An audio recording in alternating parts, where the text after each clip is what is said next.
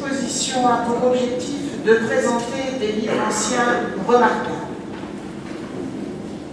Immédiatement après le retour de l'armée d'Orient, le gouvernement ordonne que toutes les mémoires, les cartes, les dessins, les activités scientifiques et les relatives aux arts soient rassemblés dans un ouvrage général.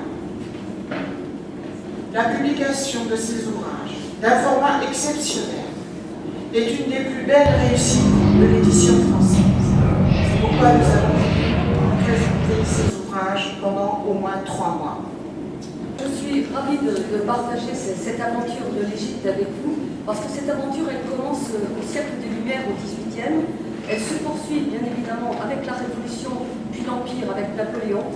Et à la fin du XIXe, elle revient à l'honneur puisque Émile Gaillet, qui était un riche industriel lyonnais, avait financé un archéologue égyptologue qui s'appelait Albert Gaillet, et il avait financé toute une campagne de fouilles en Égypte, plus principalement sur le site d'Antinoé. C'est ce qui explique que nous possédons au musée en dépôt cette fameuse momie.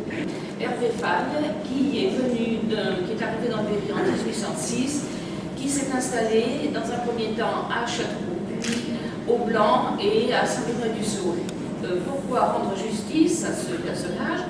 Parce qu'il a fait la campagne d'Égypte et surtout, et peu de Berrichons le savent, il a participé grandement à la description de l'Égypte par des dessins magnifiques et qui paraissent, qui sont édités dans ses ouvrages.